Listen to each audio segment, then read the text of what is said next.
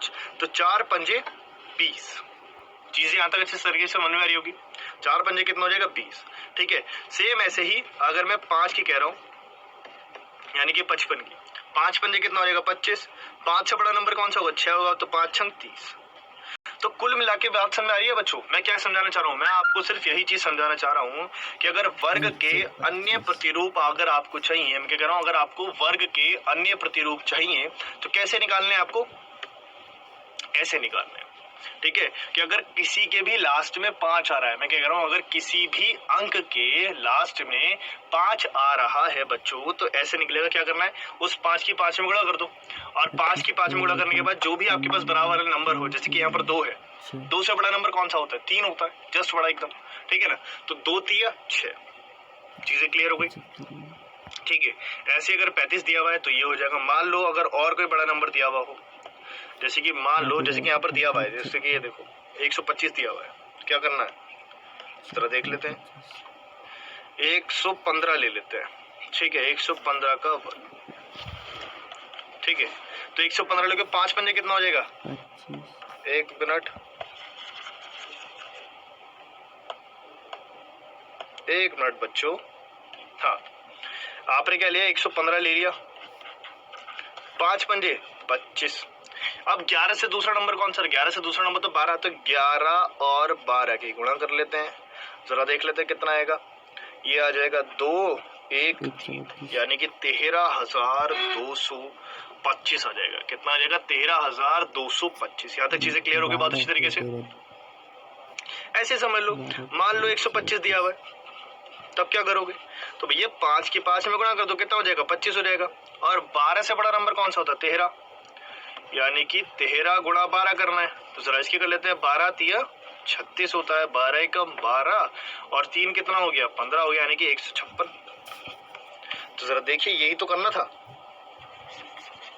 15,625।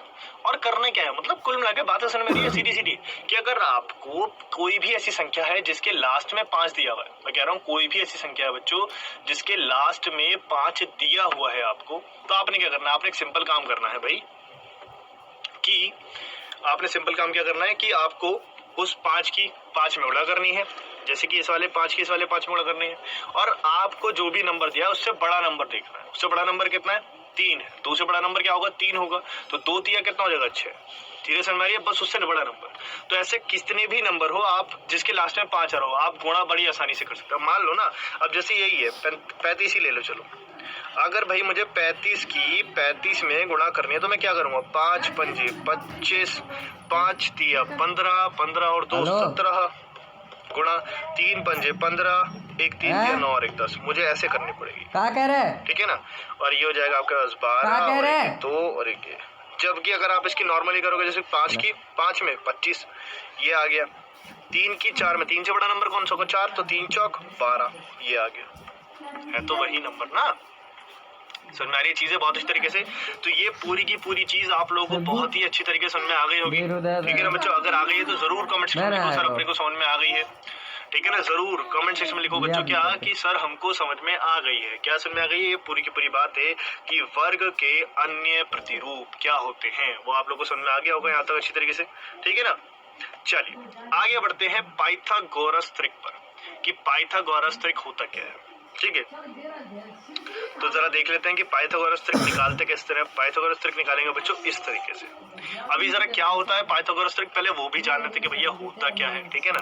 तो देखो जरा, अगर कोई भी एक समकोण त्रिभुज दिया हुआ है आपको, क्या दिया हुआ है, समकोण त्रिभुज ABC। अब समकोण त्रिभुज होता क्या है, ठीक है। यहाँ पर चीजों को समझना बच्चों कि समकोण त्रिभुज होता क्या है। मैं कह रहा हूँ आप लोगों से, समकोण त्रिभुज आप ऐसे समझ लो जिसमें एक कोण 90 डिग्री का होता हो। क्या होता हो, एक कोण 90 डिग्री का होता हो, तो वो होता है उसका समकोण त्रिभुज। यहाँ तक चीजें सारी समझ में आ रही है। कैसा होता है बच्चों, एक समकोण त्रिभुज, इसमें तो कोई दिक्कत होगी ही नहीं, ठीक है। अब जरा ध्यान से देखिए, हमने मान लिया कि भैया ABC एक समकोण त्रिभुज। ये याद रखो बच्चों, पाइथागोरस जो प्रमेय होती है, पाइथागोरस प्रमेय सभी जानते हो कि कर्ण का स्क्वायर बराबर लंब का स्क्वायर प्लस आधार का स्क्वायर, यानी कि हाइपोटेनियस का square is equals to perpendicular square plus base का स्क्वायर। ये सभी जानते हो ना कि बड़ी भुजा जो होती है उसका स्क्वायर कर दो, वो बराबर किस पर बाकी दोनों भुजाओं के स्क्वायर के बराबर। चीजें क्लियर है? ठीक है, तो मैं वही चीज यहाँ पर आप लोगों को समझा रहा हूँ कि भैया पाइथागोरस त्रिक क्या होगा, वही तीनों के तीनों नंबर। ठीक है ना, जैसे कि 5, 3 और 4, ये क्या है? पाइथागोरस त्रिक है। कैसे हैं जरा देख लीजिए। मैंने क्या बोला कि आप क्या देखना, सबसे बड़ी भुजा का स्क्वायर यानी कि जो भी आपकी कर्ण आ रही है उसका स्क्वायर बराबर बाकी की दोनों के स्क्वायर, भुजाओं के स्क्वायर के बराबर, यानी कि स्क्वायर मतलब वर्गों के बराबर। ठीक है, देख लीजिए आप लोग के सामने यहाँ पर AC क्या है? AC है आपकी 5 का स्क्वायर। AB कितनी है बच्चों? AB है 3 यानी कि 3 का स्क्वायर। BC कितने? BC है 4 यानी कि 4 का स्क्वायर। तो आप लोग के पास कितना गया? 5 पंजे 25, 3 तिया 9, 4 चौक 16, यानी कि आप लोग के पास आ गया है 25 बराबर 9 प्लस 16। रुकिएगा बच्चों 1 मिनट। 25 बराबर 9 प्लस 16 यानी कि 25 बराबर 25।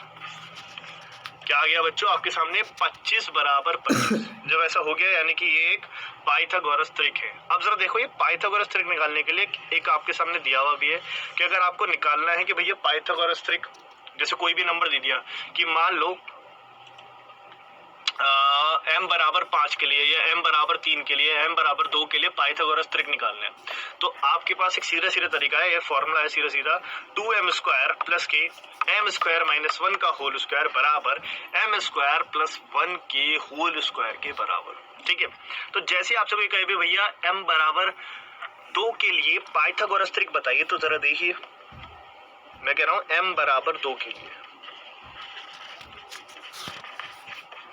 क्या कह रहा हूं बच्चों में? m बराबर 2 के लिए पाइथागोरस त्रिक लिख देता हूं यहाँ पर,